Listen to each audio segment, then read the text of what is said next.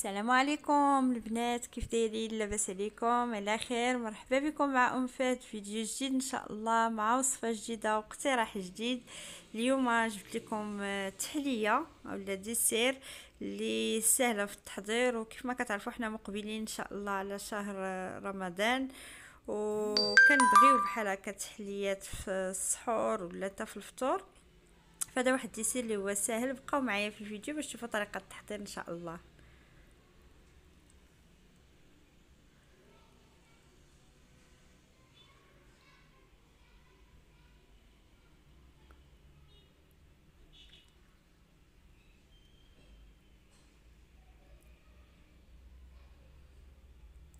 بسم الله، على بركه الله. التحليه كيف ما قلت لكم ما غاديش نحتاج لها شي حاجه كثيره. عندي شويه تاع الفخيز، موزه وحده، الفخيز انا مقطعاه كيف ما شفتوا مغسوليات صغار، وسكر سنيده، وجوج ديال الفلون، واحد فخيز، واحد فاني، وغادي نحتاج نسيتروت الحليب وربعة الماء تقريبا. اول حاجه غادي نبدا بها، غادي ناخذ الماء ديالي، كاس كبير الماء، غادي نصبوه في كاسرول كيف ما كتشوفوا. نضيف ليه القليل من السكر على حسب الذوق. انا كيف ما شفتوا ضفت تقريبا معلقه صغيره، لان الفلون تاع الفريز ديجا كيكون حلو. ما ضفتش السكر كتير، فقط ضفت القياس ديال معلقه صغيره فقط، لانني غادي نستعملو مع الماء. كنت نستعملو مع الحليب بيان سور، مانيش نضيف حتى ديك معلقه صغيره، ما نضيفهاش.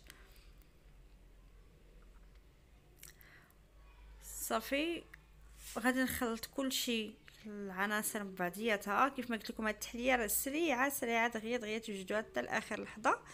كيف ما عودتكم فانا كنحاول دائما نجيب لكم وصفات اللي يكونوا سراع دغيا يوجدوا معكم، ما يكونوش ياخذوا منكم مجهود كتير. هنايا كيف ما شفتوا جبت لي بول اللي انا غادي نقدم فيهم الديسير ديالي. غادي ناخذ داك الفخيز اللي انا قطعت المرصويات صغار، نضيف لي سنيده على حسب الذوق. انا ضفت كذلك شويه سنيده، غير القليل فقط. وغادي نوزع الفريز ديالي على هاد لي بول.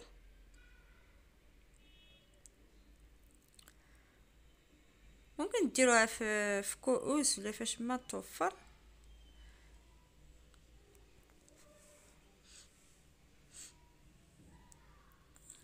نحاول نوزع هذيك الفريز بالتساوي على الغامكان ديالي، وباش نشوف الفلون ديالي واش وجدت. طريقه الفلون التحضير ديالها فكلشي السيدات كيعرفوها، يعني كانت تضعوها على نار حتى لدرجه الغليان، كتبداو تحركوا واحد 3 دقائق صافي، وكتطفيو عليها النار. صافي جيت هنا كنصبها في الغامكان ديالي كما قلت لكم.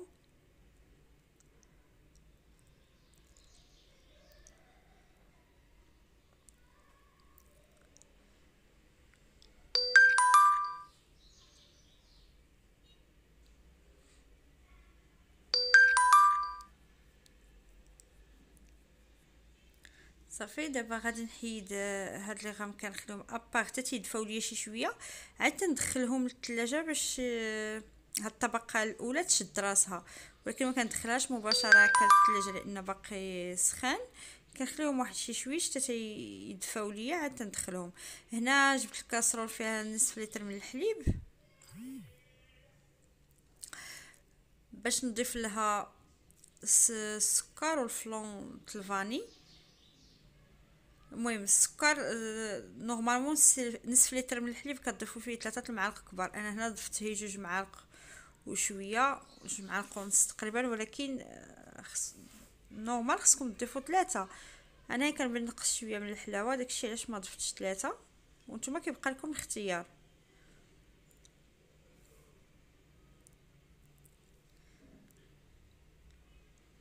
صافي نحرك الفلون ديالي في وسط مع الحليب والسكر سنيده تا هو يذوب. بنفس الطريقه اللي حضرت فيها الفلون الاول غادي نحضر الفلون الثاني، نمشي نوضعوه على النار ونعاودو نتلاقاو تاني من بعد. دابا ملي الفلون ديالي صافي راه وجد، راه صبح حاضر معايا، غادي نضيف ليه قطعه الموز اللي سبق ذكرت لكم في المقادير. غادي نقطعها مغصويات هكا بالموس ونطحنها.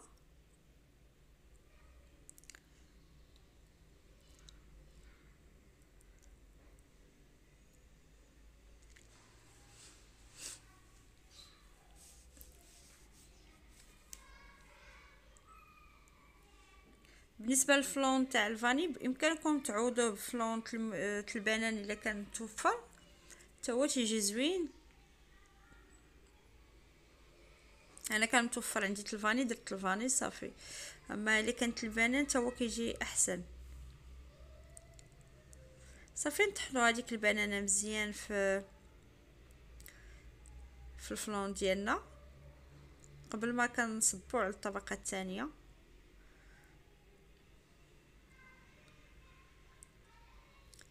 كيف ما شفتوا بهذا الشكل. انا خرجت هنا لي غامكان ديالي من الثلاجه وغادي نبدا نضيف الطبقه الثانيه. نضيفوه بشويه بشويه لان كيف ما كتعرفوا الفلون ديالنا باقي سخون ولي غامكان ديالنا خرجناهم من الثلاجه يعني باردين.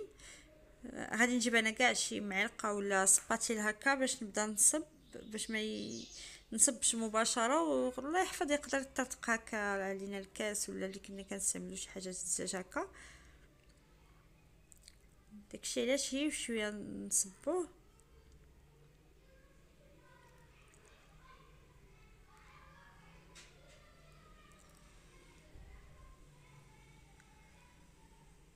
كيف ما شفتوا راه باقي سخون الفلون ديالنا باقي. الا خلينا حتى يبرد صافي غادي يجمد لينا، داكشي علاش كنصبوه هو ساخن. وكنديروا هكا شي معلقه ولا في هاد القضيه ديال المساله كتخلينا نتفاداو ان الزاج يطرطق ولا شي حاجه.